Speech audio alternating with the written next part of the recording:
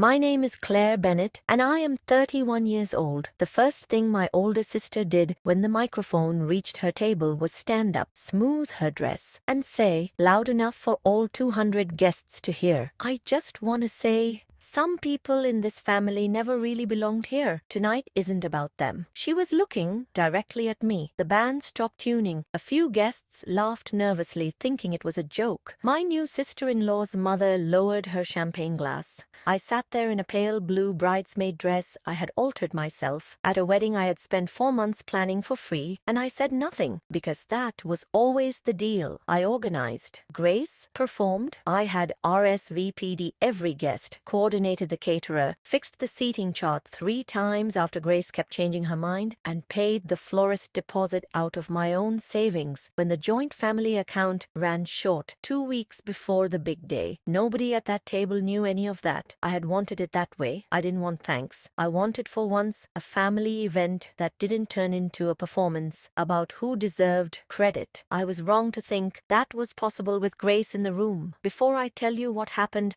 after she said those words and what the groom did 30 seconds later that changed the entire night, tell me, where are you watching this from? And is it evening or morning where you are? I'm curious how far tonight's story will travel. 3 months earlier, my brother Daniel had called me in tears of joy. He'd proposed to his girlfriend of 6 years, Mia, and they wanted a wedding by the fall. Daniel's not a details person. He's the kind of man who forgets his own birthday. So when he asked, half joking, half desperate, "Can you just handle it?" I said yes before he finished the sentence. Grace, our older sister, was not asked to plan anything, but the moment the family group chat lit up with congratulations, she posted, "I'll handle the wedding planning. This is what I do best." Everyone reacted with hearts. Mia, sweet and non-confrontational, texted me privately, "Is that okay with you? I thought you were doing this." I told her not to worry. Let Grace think she was in charge. I would do the actual work quietly, the way I always had. For 2 weeks, Grace handled things by posting mood boards online and forwarding vendor links she never followed up on. When the venue coordinator, a patient man named Marcus, called about the deposit deadline, Grace didn't answer. I called back within the hour, confirmed the booking, and paid the first deposit from my own account, planning to get reimbursed later by Daniel. Grace announced in the group chat that same evening, "Venue is locked in. I told you I'd make it happen." I stared at that message for a long time. This was not new. When I was 17, I organized our grandmother's 80th birthday party from scratch, and Grace told every relative at the door that she had put it all together. At my own college graduation, Grace gave a toast about how she had always guided me. We had barely spoken that entire year. I used to correct the record. Every time Mom would say I was being petty, every time I stayed quiet, Grace treated my silence as agreement. So this time I didn't correct her. I just kept working. Over the following weeks, I negotiated the catering contract down by $2,000, drove 3 hours round trip to taste test cakes because Mia has a severe nut allergy and I didn't trust anyone else to ask the right questions, and stayed up past midnight 3 separate times reworking the seating chart after Grace decided without asking Mia that her own friend group needed to be closer to the head table. Each time I fixed something Grace had broken, she took credit for the fix in the group chat. Handled it. Sorted. "Don't worry, I've got this family covered." Mia noticed. One night, over coffee, she took my hand and said quietly, "I know it's you doing all of this. Daniel knows too. We just don't know how to tell Grace to stop without starting a war before the wedding." I told her I didn't need credit. I needed the wedding to happen without turning into a battlefield. I have never been good at demanding what I deserve. I'm very good at absorbing what other people don't want to carry. The week before the wedding, the final catering balance came due, $4,800. Grace had told the caterer in writing that she would be the one settling the account. When the caterer's assistant emailed asking for the card on file, Grace forwarded it to me with one line, "Can you take care of this? I'm swamped." I paid it, every cent. I did not tell Daniel or Mia the amount because I didn't want their wedding week clouded by numbers. I only asked Grace gently to stop telling vendors she was the one paying, since it was creating confusion on the invoices. She called me that night. "Why do you always make things so complicated. I'm trying to help this family look put together. I reminded her she was welcome to actually pay for something if she wanted the credit. She laughed. Inya,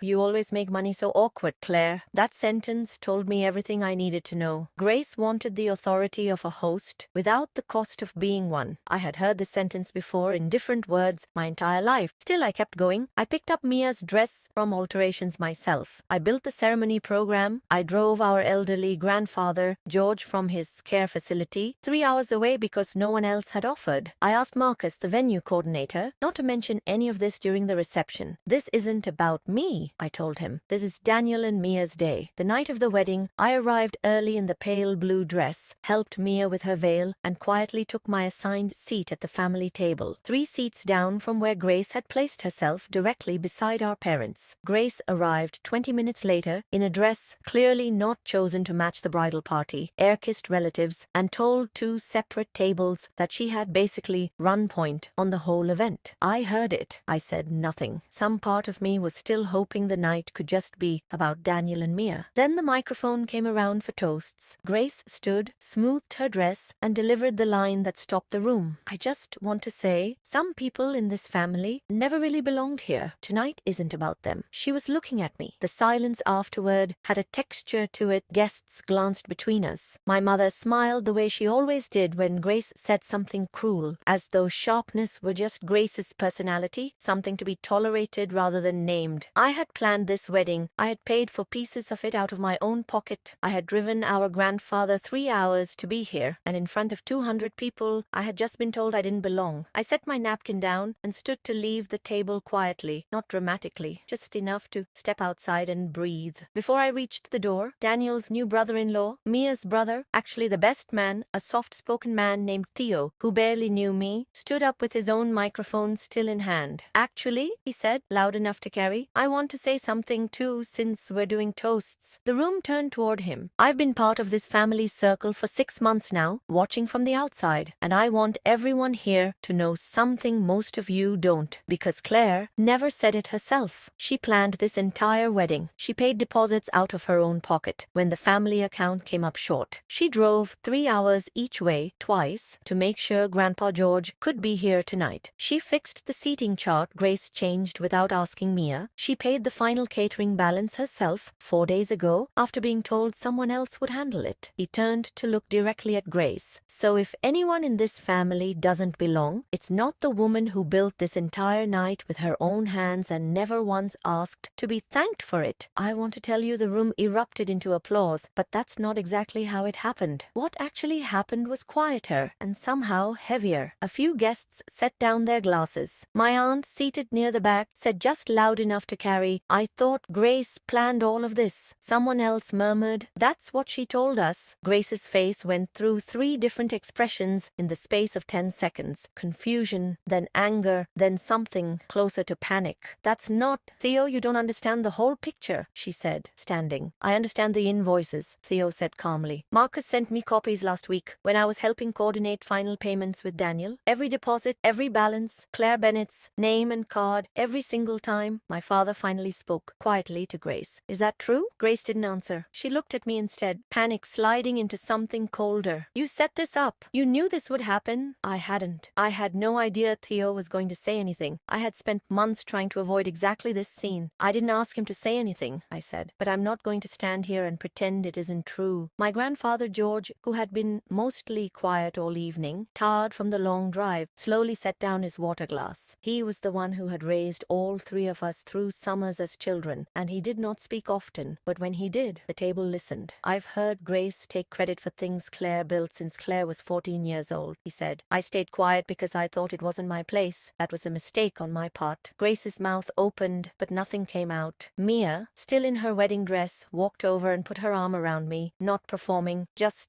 quietly present. Claire, she said, thank you for all of it. I should have said this weeks ago instead of just noticing quietly. The reception continued after that, but something had shifted permanently in the room. Nobody asked Grace to make a follow-up toast. The DJ moved on to the first dance, but conversations at nearby tables had changed key, quieter, more careful, people re-examining months of assumptions in real time. My mother found me near the gift table an hour later. You could have told us, she said, not quite an apology, sorry. I tried for years, I said. Every time Grace took credit, you told me to let it go. Staying quiet never solved anything. It just protected the pattern. She didn't have a response for that. Grace left the reception early, before the cake was cut. She texted me at midnight, "You humiliated me in front of everyone." I didn't respond that night. In the morning I wrote back one line. "I didn't say a word tonight. You did that yourself 3 months ago every time you told a vendor a lie." She didn't reply. 2 weeks later, Grace showed up at my apartment unannounced, holding an envelope. Inside was a check for the deposit money I'd fronted, money I never asked her to repay, since it hadn't been hers to begin with. "There," she said. "Now we're even." I handed it back. "We're not even. Money was never the actual problem." She stared at me, tired, angry, but for the first time in years, listening. "What do you want then? A public apology? Groveling?" "I want you to stop building your reputation out of my work," I said. "That's all I've ever wanted. Not applause, just the truth." She left without the check still in her hand. She'd left it on my counter. It sat there for 3 days before I finally deposited it. Not as a peace offering, accepted, but simply because leaving it there any longer felt like performing forgiveness I hadn't actually reached yet. A month later, at a small family dinner Mom organized, fully paid for herself this time, no surprises, no hidden invoices. Grace sat 2 seats away from me. She didn't make a speech. She didn't ask for a reset. She simply passed me the bread basket when it was my turn and said quietly, "You first." It wasn't an apology. It wasn't transformation. But I took it for what it was. A small, honest gesture. The first one in a long time that didn't come with a hidden cost attached. I still don't fully trust Grace with credit, with money, or with the story of my own effort. Trust like that isn't rebuilt with one dinner. But for the first time in my adult life, when someone tried to erase what I had built, the truth didn't need me to defend it. Someone else had already been watching. And this time, they said something. So tell me honestly, if your own sibling spent years taking credit for your work and someone finally exposed it publicly on their behalf, would you feel relieved, or would you almost wish it had stayed quiet the way it always had before? We hope this story gave you something meaningful to sit with today. This narrative is a fictional story created for entertainment and reflection. If it reminded you of your own family, remember, the people who quietly hold everything together deserve to be seen, even if they never ask for it.